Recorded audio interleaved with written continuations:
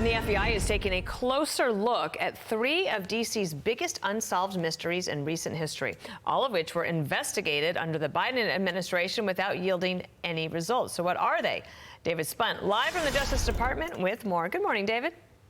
Dana, good morning to you. This news coming from Deputy FBI Director Dan Bongino. Let's see what he posted over the weekend on social media. Then I'll take you through each of the cases. He said, "We made the decision to either reopen or push additional resources and investigative attention to these cases. The cases are the D.C. pipe bombing investigation, the cocaine discovery at the prior administration's White House, and the leak of the Supreme Court Dobbs case." That's the case overturning Roe v. Wade. "I received requested briefings on these cases weekly, and we are making progress." Let's start with the pipe bomber. The Bureau continues to analyze video of a masked suspect planting a pipe bomb near the bench outside both the DNC and RNC headquarters on January 5th, 2021, the night before the attack on the U.S. Capitol. Luckily, no one was injured and the bombs did not detonate. The second investigation Dana Bongino and Director Kash Patel want to look into, the cocaine found at the White House in July 2023. It was found in a locker of the West Wing of the White House in a publicly traveled area where tours go by,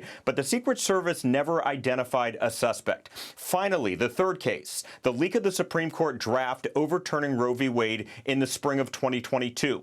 This is a big one. Politico received a draft copy and published it weeks before the Supreme Court overturned the federal right to abortion. As to how the reporters received it, we still don't know. The Supreme Court, Dana and Bill, did an internal investigation through the marshal of the court, but they never were able to publish any information or never were able to find it, or they did find it. We just don't know who they are. But now the FBI is taking a look. Back to you. We'll find out what happens. Thanks, David. So a lot to get to. Trey Gowdy joins us now. Trey, nice to see you, host of Sunday Night in America. I want to go over a couple of things here. On the Supreme Court deal, Carrie Urban was reporting that they interviewed 120 people and they all signed affidavits.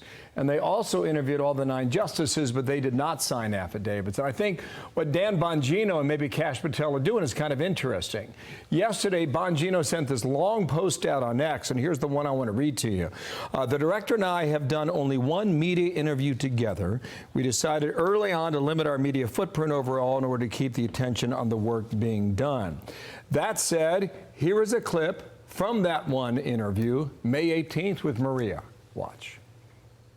Look, I can speak to the folks that were in our seats, our predecessors, and they intentionally failed the American public by putting on the biggest DC deception game we've ever seen. They said the FBI was the most storied institution for law enforcement, and it was, and it will be again very soon. It's a good thing we're here now to clean it up, and you're about to see a wave of transparency.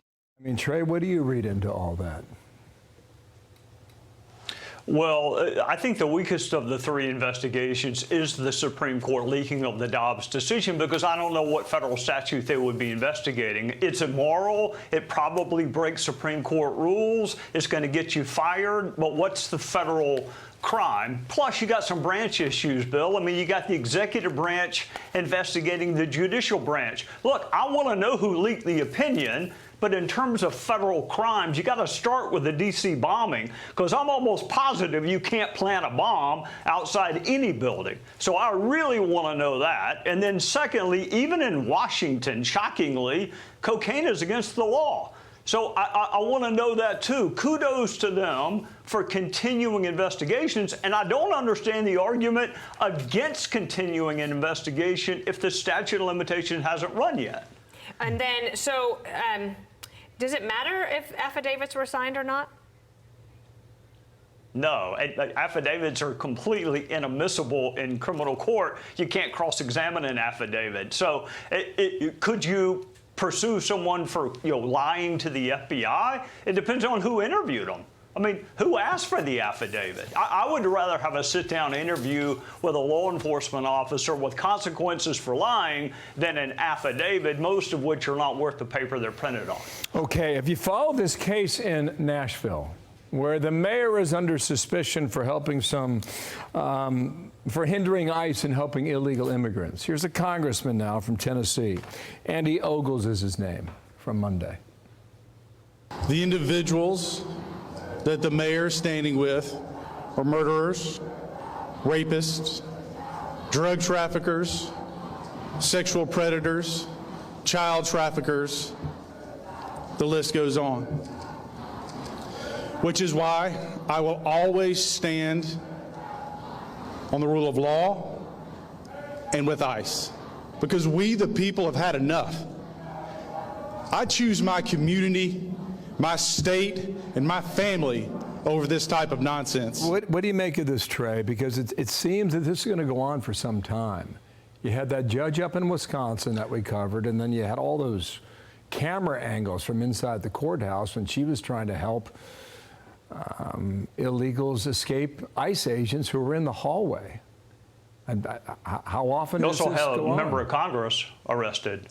Yeah, you also had a member of Congress arrested for hindering or interfering or assaulting an ICE officer. I do not get very excited when members of Congress talk about pursuing criminal charges because they have no power to do so. I would be really excited if the U.S. Attorney in Tennessee or the SAC, the head of the FBI in Tennessee, or Kash Patel were talking about pursuing criminal charges against the mayor. What I just heard was a political speech. So you can go investigate all you want, but it's actually a crime to interfere with the apprehension of a fugitive. It's a crime to aid and abet the absconding of a fugitive. So I need to hear from law enforcement and prosecutors and not politicians who are just going to fundraise off of it. All right, Trey Gowdy, thank you so much. Hey, you're going to be on Perino on Politics podcast. I'll see you there in about Get ready. an hour. I can't wait.